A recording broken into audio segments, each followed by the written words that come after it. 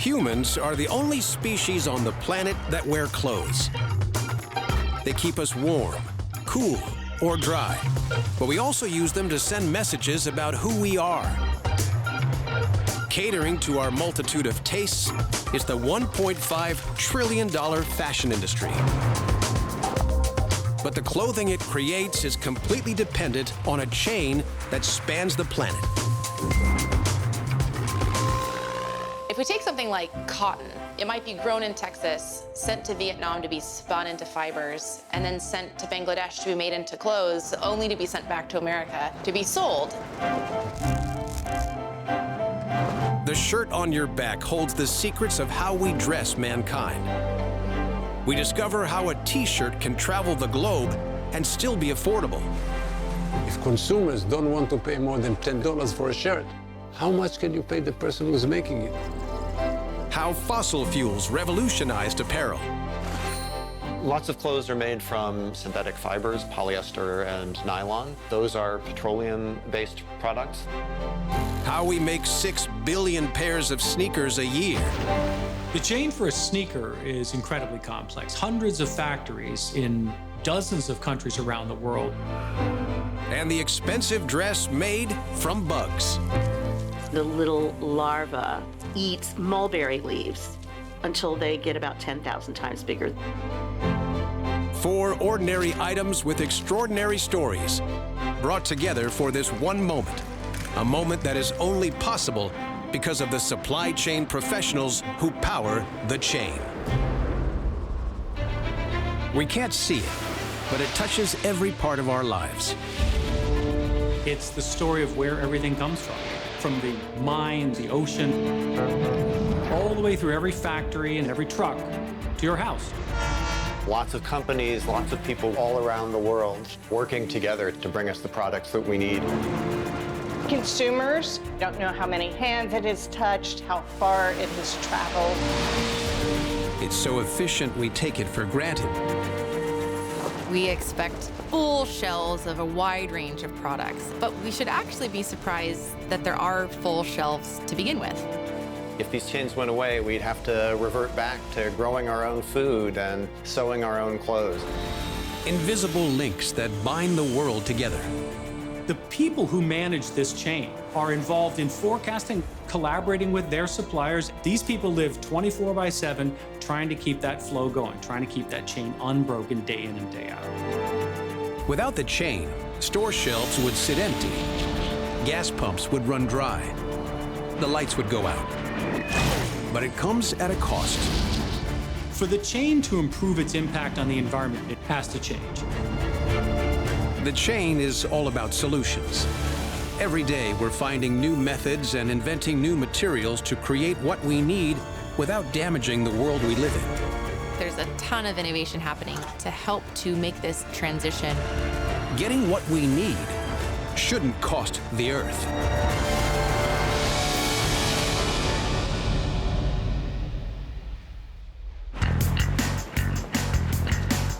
We have never had so much choice in apparel. Stores create and sell thousands of new designs every year. It is estimated that apparel manufacturers make about 100 billion garments a year. That accounts to about 12 to 13 garments per every man, woman, and child on the planet. People care about what they wear because they want to look a certain way. It might be cultural, it might be religious. They might just want to fit in. From expensive high-end fashion to the inexpensive and mass-produced, it's all only possible because of the chain.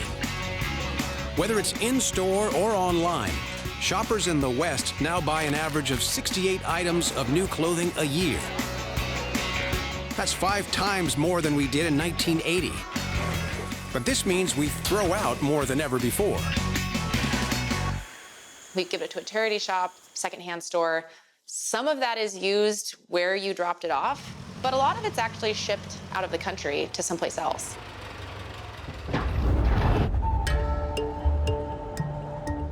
The clothing donated by people in the global north could actually end up here.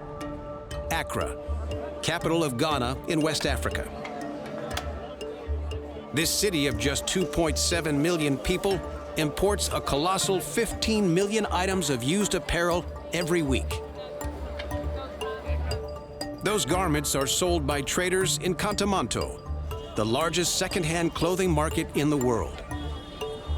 Established in the 1960s, the market has been a vibrant part of Ghana's economy for decades, providing affordable clothing and much sought-after employment.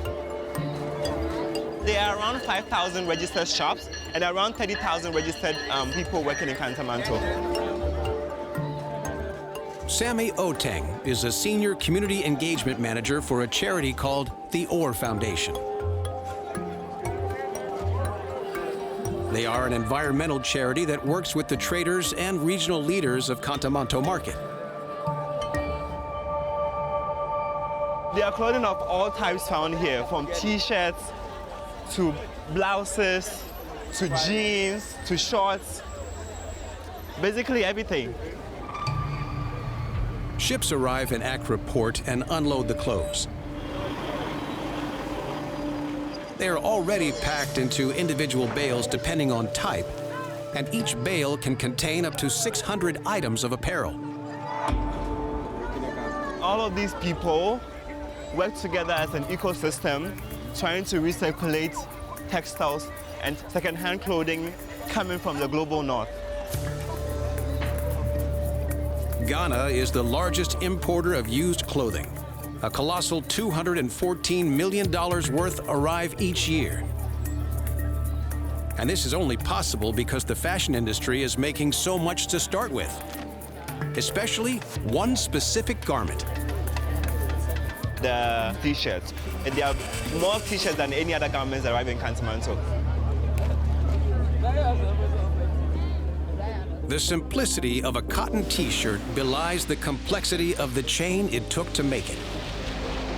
Before ending up in Ghana, its raw materials have traveled the world and passed through the hands of hundreds of people and been assembled by dozens of machines. But it began life here, in the soil of Alabama. Cotton comes from the seed pod of the cotton plant, which is a type of hibiscus. Cotton grows in subtropical climates, like in the southern United States. The United States and cotton have a long and checkered history. Farmers have grown cotton in these fields for over 300 years. During the later 18th and early 19th century, the #1 region producing cotton was the U.S. South. America had the advantage of good soil and the right climate. But cotton is very labor-intensive because it's planted and harvested by hand. At the end of the 18th century, making cotton a viable export industry was only possible because of the brutal forced labor of 1.8 million slaves who worked the fields. Today, cotton is still picked by hand in some developing countries, but here in Alabama, the work of humans is now done by machine. Much of fashion production is automated. The cotton picker machines in the field have a person sitting there, but they're completely computerized. Every component of a cotton picker is provided by the chain, from silicon chips to the rubber in the tires. Just 1 acre of Alabama farmland can harvest over 800 pounds of cotton, and a cotton picker machine can harvest 100 acres in a day. Globally, the world produces over 25 million tons a year. 75% of the world's cotton is produced by top 4 countries. India now is the top producer, but sometimes it might shift to China, then the United States and Brazil.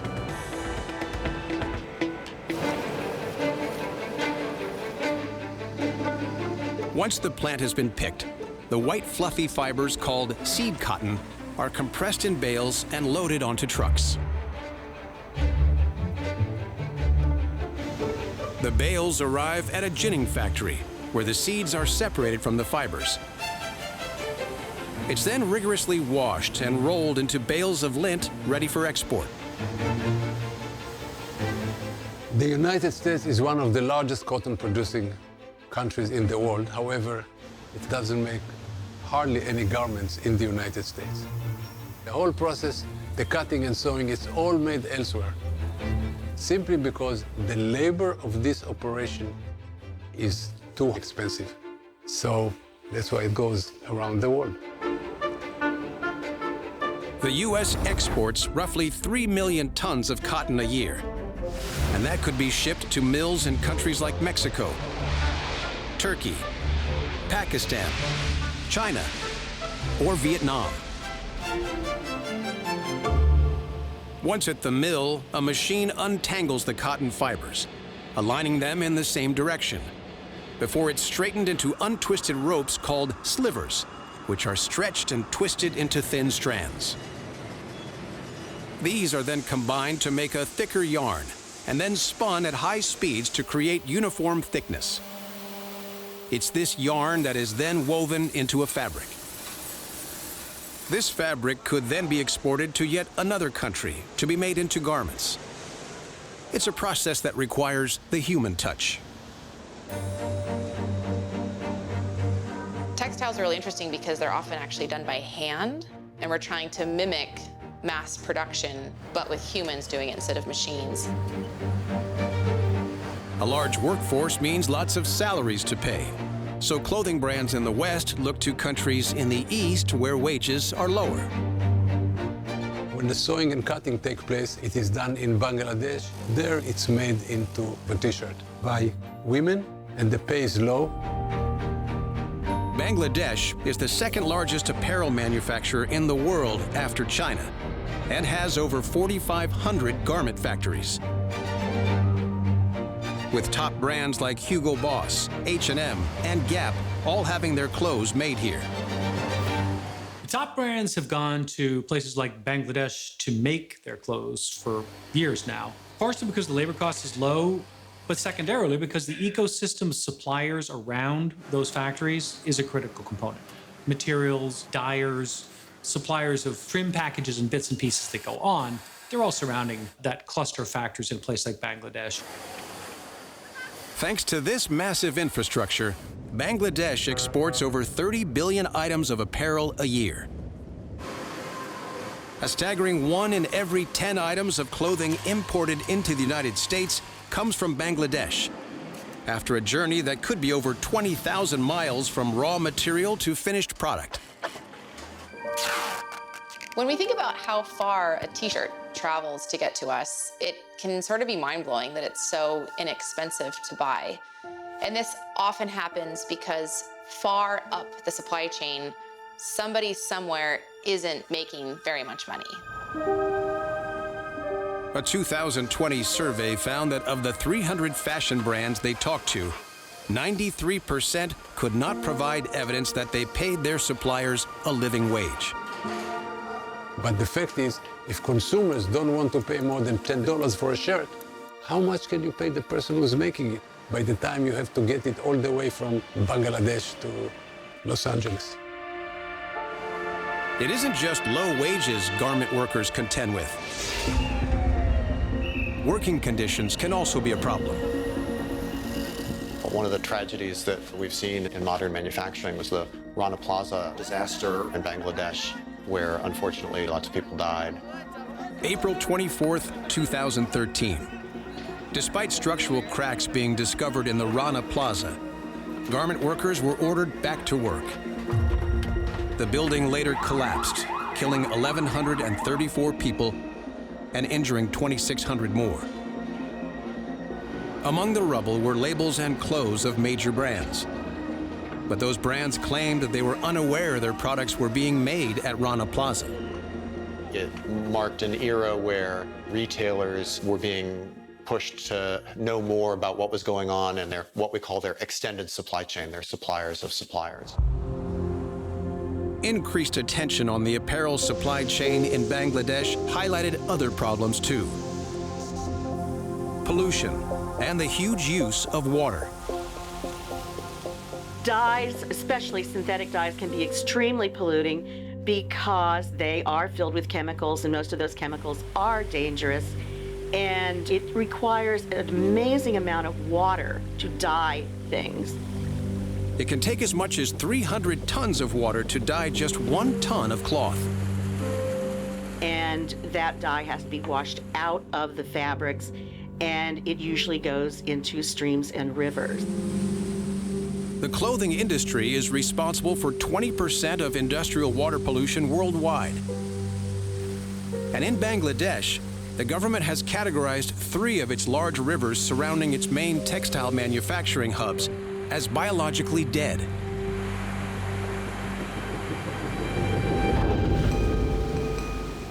Most consumers buying a $10 t-shirt are unaware of the environmental impact its production has had on the place where it was manufactured. Traceability is very important to fashion because as the end consumer or the retailer, you want to be sure that the companies producing your clothes follow processes that are beneficial to the environment.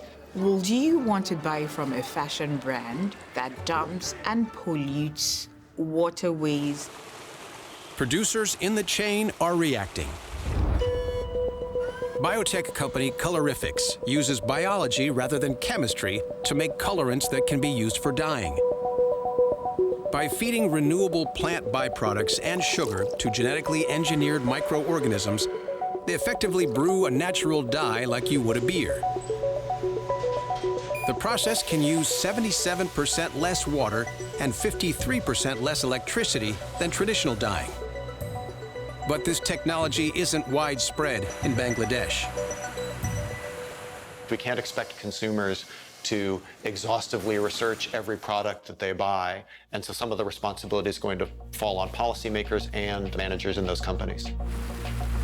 It isn't perfect by any means, but the garment industry has helped Bangladesh cut its poverty rate in half and give employment to millions of its citizens. In Bangladesh, 85% of its economy depends on the garment supply chain. That means it's critical to it. And Bangladesh is critical to fashion brands. They're dependent on its low labor costs and its massive manufacturing infrastructure. This idea of economies of scale really happens at multiple steps along the supply chain. We can buy cotton more cheaply if you buy a whole lot of it. You can spin more cheaply if you spin a whole lot of it. You can weave, you can cut, you can sew. You standardize a process. You get very, very fast at doing that one item. And thanks to relatively inexpensive shipping costs, we send these items all around the world.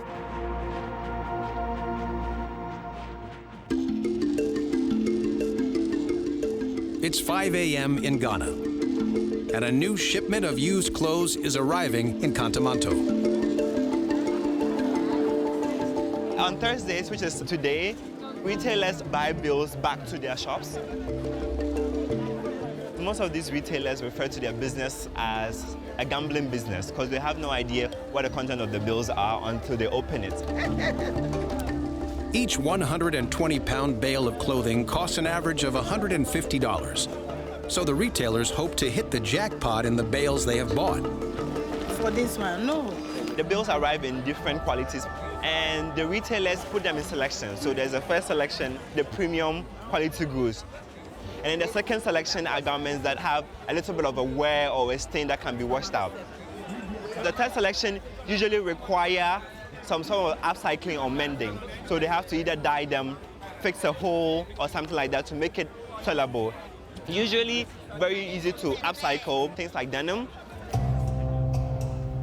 A bale could contain 100 pairs of denim jeans. And if they are of good enough quality, traders will create new garments from the fabric or add their own touches to existing pairs. Denim was first invented in France during the 17th century and really shot to fame thanks to Levi Strauss in the 1870s. His tough, hard-wearing, 100% cotton dungarees and jeans became essential apparel for mine workers and laborers. Today, there are over 100 denim brands, And Xintang in China is the biggest producer of jeans on the planet. 1 in every 3 pairs of jeans is made here. For over a century, the manufacturing process has stayed much the same. But styles have changed, and so has the fabric. If the jeans you're wearing right now have a little stretch to them, that's because there's plastic in them that helps to give them that stretch. And this plastic is derived from petrochemicals like crude oil. Fabrics made from this plastic are known as synthetic fibers. Today, a lot of textiles are made using synthetic products: acrylic, rayon, polyethylene, nylon. Nylon was the first, and it was created in 1935. The makers of the first nylon stocking claimed it was as strong as steel but as lightweight as gossamer. This plastic hosiery proved so popular that when launched in May 1940, 4 million pairs sold in only 4 days. Synthetic fibers revolutionized the textile industry. They're rugged, they're actually quite warm, and you can easily dye them in any number of colors because synthetic fabrics actually hold dyes more easily than natural fabrics do in many cases. And one synthetic fiber came to dominate. 6 years after the invention of nylon, 2 UK scientists patent polyester. Polyester is the most widely used fiber in the world because you can blend it with practically anything. And people like polyester because it's easy to take care of. The world produces 58 million tons of polyester every year. And to make it, we use up an estimated 342 million barrels of oil. That's 1.35% of global oil consumption. Before that polyester in your jeans becomes a yarn, it starts out as a pellet the size of a grain of rice.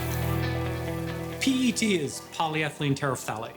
It gets condensed down into plastic pellets, which get delivered in drums or truckloads or bags, sent off to plastic producing operations.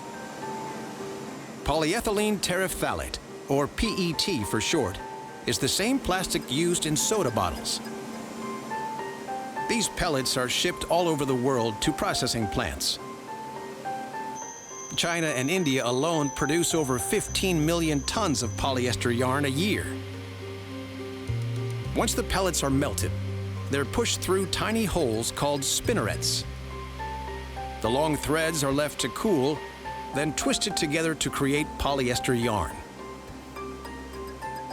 It can then be blended with natural fibers like cotton. Many of the 3 billion pairs of jeans sold every year are made from this cotton polyester mix. The main reason why polyester is the most widely used fabric in the world is because it's cheap. 60% of all clothes manufactured today include synthetic fibers like polyester. This wonder material changed the clothing chain and reshaped our relationship with apparel. Its attributes and low cost help make fast fashion possible. With fast fashion, the foundation is copying the high-end pieces and bringing them to market even before the high-end brands are able to present their season. Fast fashion began in the 1990s with a Spanish clothing retailer that now has over 3,000 stores in over 90 countries, Zara. Zara took an industry that was originally a once or twice a year release and totally disrupted it. They said, look, how can we make money in a low margin industry? Well, we should sell items at full price. How do we sell items at full price? Don't put them on discount. How do we not put them on discount? Let's make our seasons really, really short and introduce new products all the time. Zara became known for its lightning-fast production cycles. From drawing board to retail could take other brands up to 8 weeks. Zara could do it in just 2. It came from a very supply chain-based concept. It's how fast you can get the product to market. And that's not bad in its sense. But what it ended up leading to was also really fast turnovers and consumption. Thanks to fast fashion and the advent of online retail, the world's population now consumes around 80 billion pieces of clothing every year, a 400% increase from 2 decades ago. Several elements of this are not great. First of all, it's cheap, so people buy a lot. And they use it very little, because as the merchandise became less and less expensive, the number of uses of apparel in the United States has been going down for decades.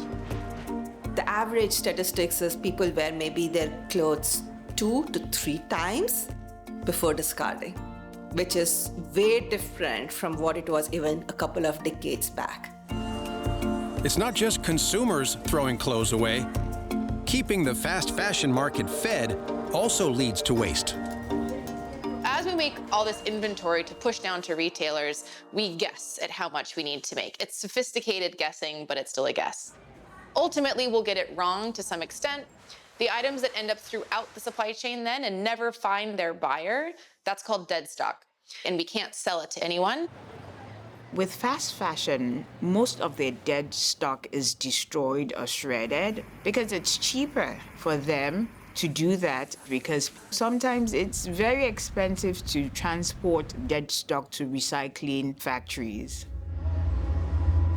It's estimated that worldwide, $120 billion worth of dead stock is waiting to be incinerated or dumped in landfills. But not all of it is destroyed. Another way they dispose of excess is to donate to charity. But there's no guarantee this dead stock will sell in a charity shop. And Oxfam estimates that from Europe alone, 70% of donated apparel, including dead stock, ends up abroad. The reality is a lot of the time these products make their way back to markets in emerging countries. Markets like Contamonto. These fast fashion clothes have now gone from the raw material in America to being produced in Bangladesh, shipped back to the United States to be sold, only then to be sent 5,000 miles to the west coast of Africa. That's a journey of over 21,000 miles. Unfortunately, fast fashion is killing Contamonto's economy. With fast fashion, most of the garments being made are not of high quality. They are made of synthetic fibers, and so after they are being worn, you can't really upcycle them anymore. They've lost its quality, and very little can be done with them. Number one, the fabrics used in fast fashion, mainly blended fabrics, are hard to recycle because you would have to take the garment and shred it and then separate the individual fibers, polyester on one side and cotton on the other side. They're being thrown away at such a quick rate that they are just impossible to deal with. So if the garments come here and they are not sold, most likely they're going to end up in places like dump sites and our beaches, which is not very sanitary. A staggering 40% of every bale bought by traders here is useless. And this creates over 110 tons of waste a day. Dumps like this one in the old Fatima slum simply overflow. 65 feet high and 60% unwanted textiles, it sits right next to a community that houses over 200,000 people. The fast fashion industry in Africa is like a snake eating itself, because for some of these communities, it's income being made by picking recyclable products, but at the same time, because of poverty, they're not educated of the dangers of these landfills to the environment and their health. The other plastic-based clothing waste that isn't taken to landfill is simply pushed into the drains around Contamonto and ultimately ends up in the sea. The consumer is making his decision based on 3 elements: price, price, and price. Despite of what they tell pollsters when they want to signal virtue, and they say they're gonna pay more for a sustainable product?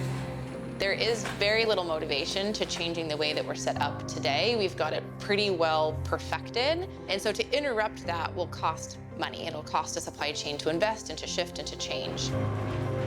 As long as we press for having something cheaper and faster, we'll have problems with social justice, we'll have problems with landfills, we'll have problems with sustainability. To fix this, we may have to adapt the chain. In the economy that we have today, it's largely linear. We take resources from the ground, we make products out of them, and then pretty soon afterwards we discard them as waste. Circular economy, by contrast, is one where we design out this waste from the start. So making sure that it is technically possible to recycle the garment that you're producing. Globally, only 1% of clothing is currently recycled into new clothes, and just 12% is downcycled into other lesser value products.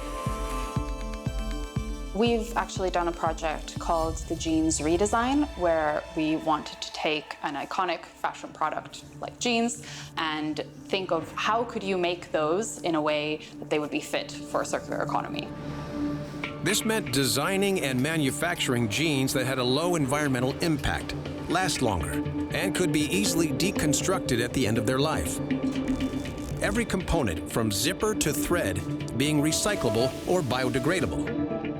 In 2023, there were about 1.5 million pairs of these redesigned jeans that were actually sold on the market. In the U.S., new legislation is being proposed called the Americas Act. It will offer $14 billion in incentives to help promote circular practices in everything from clothing to footwear. To move to a circular economy, you need all the stakeholders to take part. So we need policymakers, we need businesses, we need customers. Everyone has a role to play.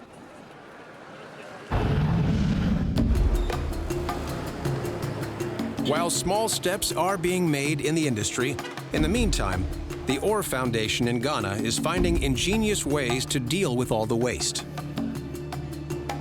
Kenny McCarthy is a product development coordinator for the charity. This is some of about 28 tons of T-shirts that was saved from landfill from the Kantamanto market and are going to be used for various processes and testing. The foundation is experimenting with creating new building materials from the textile waste. This is a big shredder. They put the T-shirts on the conveyor belt, it goes in, and then it breaks this down into smaller pieces. These smaller pieces of T-shirt are then granulated and used for creating fiberboard. These are fiberboard samples made with shredded material. We mix it with the adhesive, which is currently cassava starch, mix it up, mold it into the shapes that we wanted, and then we come out with this. So far, we've used them for soundproofing, for tables. We're experimenting with using them for speakers, as well as other things. It's a small solution to what is a big problem. But we can help reduce waste by extending the life of the clothes we buy. Some people will wear something once or twice and put it in the donation bin and buy another T-shirt, probably in the same style, in a different color. That's not necessary. You can use that T-shirt for 2 years, 3 years, 4 years, 5 years even, depending on how you keep it. I think it's about us finding value in what we have, appreciating it, and taking care of it. But at Kantamanto Market, there is one other donated item that cannot easily be recycled into other products: sneakers. In Kantamanto, a myriad of garment types are being sold here. So from T-shirt to jeans to blouse to shoes, there's a lot of shoes that are coming in. 24 billion pairs of shoes were manufactured in 2022, a quarter of which were sneakers. That's almost a new pair for everyone on the planet.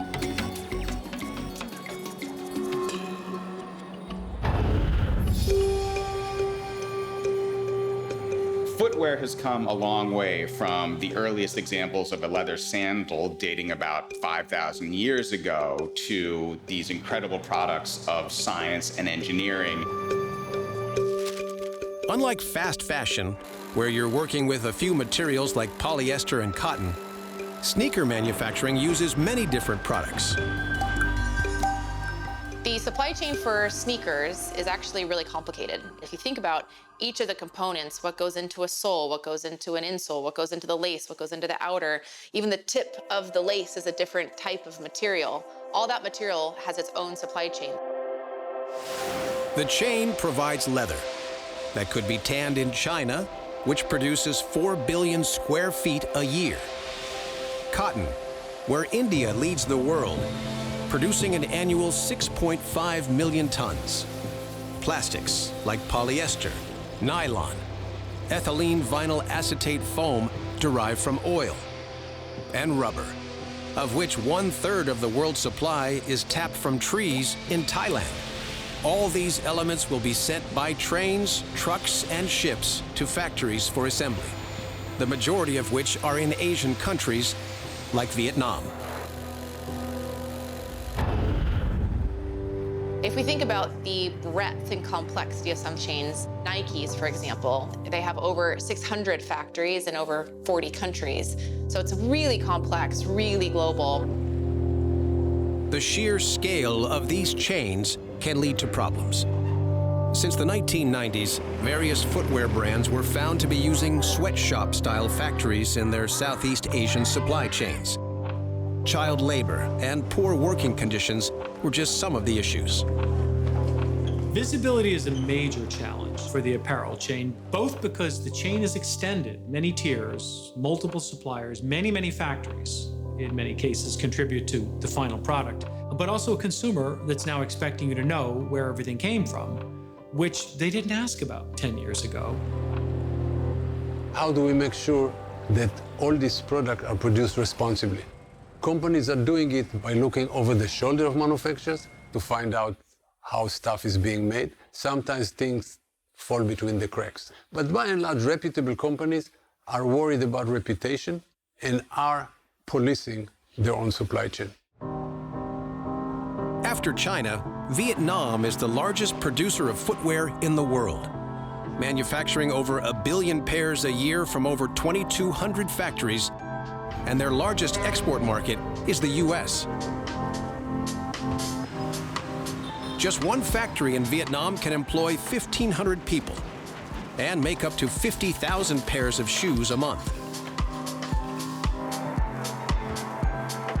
And when finished, they're packed in the ubiquitous shoebox. Shoeboxes, in addition to helping you keep your sneakers look nice in your closet, they also help the supply chain. We can efficiently pack a shoe in a way that allows us to transport it all the way around the world.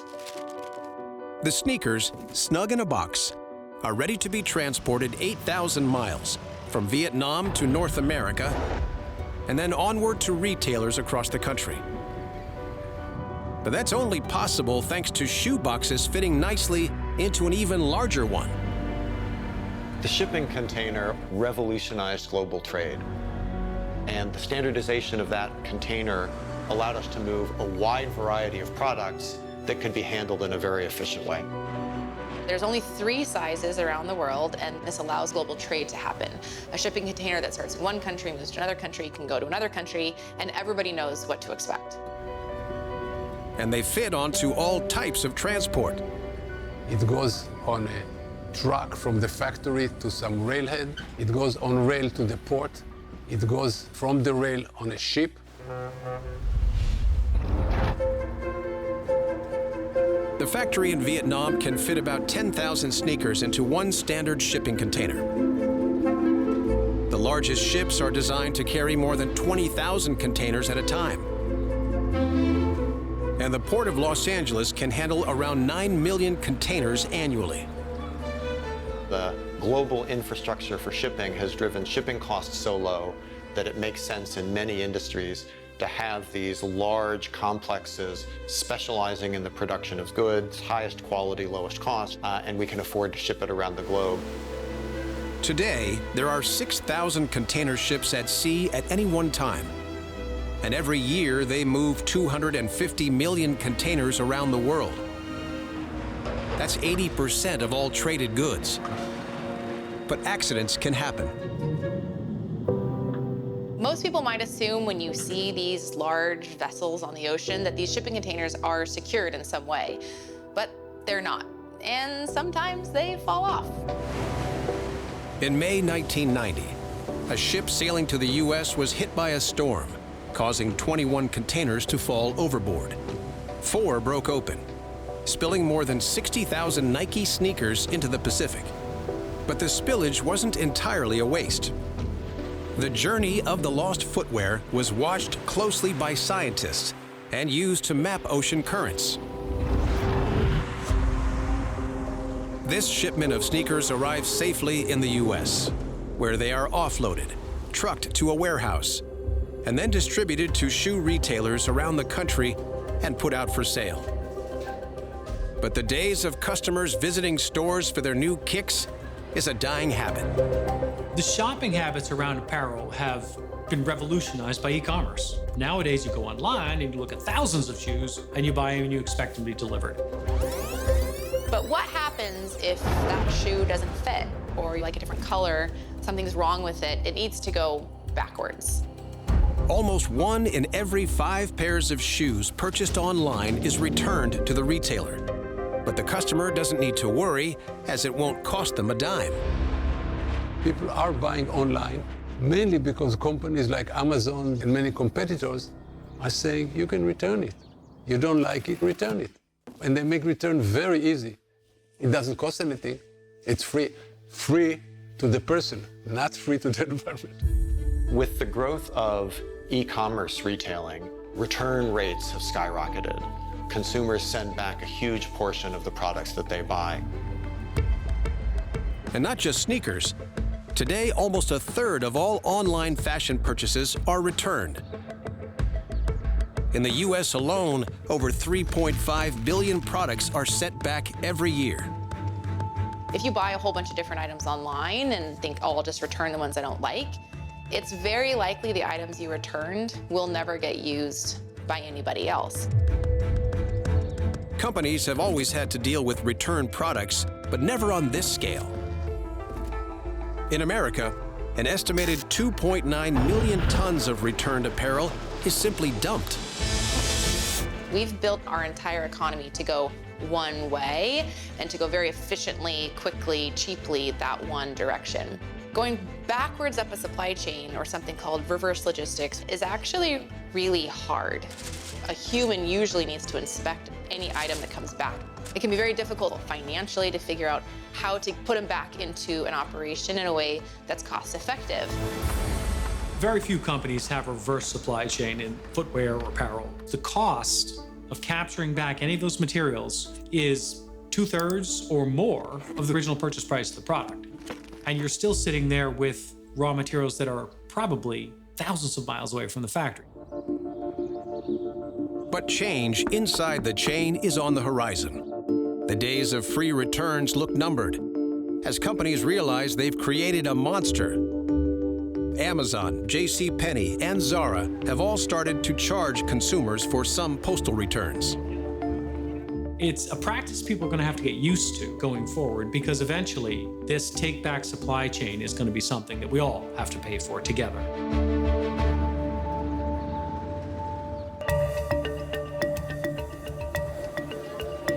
Contamanto may be the largest secondhand clothing market on the planet, but worldwide consumers in developed countries are also getting in on the trend.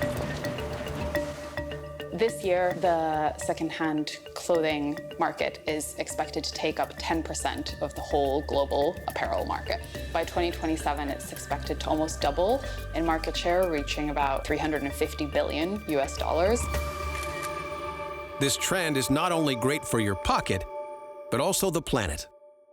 I think from the perspective that we want to see more clothing circulating more, it is a good indication that we're seeing more people interested in resale, especially in peer-to-peer markets.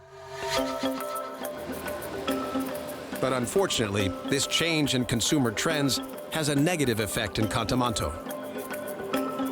All types of garments and fiber types are being found here, but silk is usually considered luxury or high-end.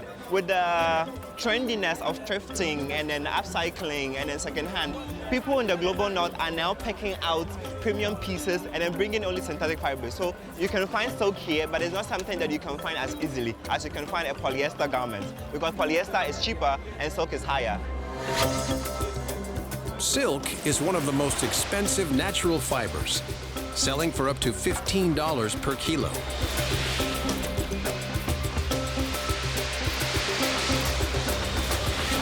Produced in over 60 countries, like here in China. It all starts with a very hungry caterpillar. Silk is made from the cocoon of silkworms. The process of making silk is called sericulture, and it begins when workers take eggs that silk moths lay and they put them in trays and they hatch. And then the little larva eats mulberry leaves for about 6 weeks until they get about 10,000 times bigger. After 6 weeks, the larvae spin a silk cocoon around themselves. Once the cocoon has hardened, they are dropped in boiling water. This water kills the larva inside and loosens the silk thread. They take their fingers and they find the edge of the fiber and pull up like 6 of them and just reel it on a spool. It's long. It's like 10,000 meters long on one cocoon. It takes up to 3,000 cocoons to make 1 yard of silk fabric. Colossal mechanized looms weave bolts of silk 10 feet wide in just minutes. Silk has always been desirable, which is why it was the cause of one of history's earliest supply chains. There's evidence that the route that becomes known as the Silk Road was in use as early as 4,000 years ago. And as the name suggests, one of its primary purposes was transporting the material silk from China, which is the only place that it was produced. Silk, spices, and tea traveled westwards, while wool, silver, and gold traveled eastwards. The modern-day silk market is worth an estimated $18 billion. Today, 2/3 of the annual production of silk still comes from China. And a lot of this costly fabric ends up in the high-end fashion industry. Luxury brands are different from fast fashion because the crux of luxury brands are being exclusive and being rare. So most times you will find brands producing limited pieces in order to increase the demand. But if those pieces don't sell, the measures taken are drastic. Higher-end luxury items don't want to be associated with cheap or discounted or, frankly, widely accessible sale prices, because that takes away the whole point of a luxury or an exclusive item. Luxury brands will dispose of their dead stock by destroying and burning their products because they would rather do that than have it on sale. The destruction of unsold apparel also has a financial incentive. Companies can reclaim up to 99% of the import tax and other charges if the goods are destroyed. There are some regulations now against that practice, but it's not fully global. In reality, you've taken this stock, this dead stock that never found its person, and then you're really, really ruining it, which means all that work all the way back to the planet, all the way forward to what could have been a user, is basically wasted effort.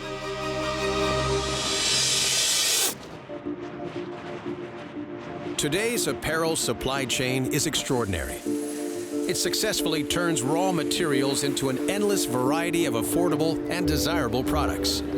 But for it to be as good at managing what happens to those clothes when they're unwanted, the chain needs to change. Fashion brands can have a really big role in reducing the impact of clothing today through really thinking about how can they operationally change to systems that enable more material circulation. Technology may have the answer. AI has the potential to be utterly transformative to the way the chain works, both in terms of efficiency, but also in terms of responsiveness and even sustainability. Instead of guessing demand, AI can help forecast consumer trends in real time, so manufacturers only produce and restock the items customers are actually buying. Artificial intelligence is going to be the catalyst in supply chain networks. It is going to reduce waste throughout organization supply chains. It is going to be a primary contributor to sustainability. And just as science gave us nylon decades earlier, it may also solve the problem of turning textile waste back into reusable fibers. When we think about how can clothing waste be stopped, I think it's going to be a collaborative effort. In 2024, chemical company BASF and fashion retailer Inditex announced the discovery of a process that turns nylon 6 textile, one of the most commonly used nylons, back into usable fibers. And this material was used by Zara to make a line of jackets made from 100% recycled waste. It's a discovery that gives hope that one day all unwanted synthetic materials might get recycled and returned to the chain. I think human innovation can solve the problem of clothing waste and transform the way the chain works in apparel and in footwear.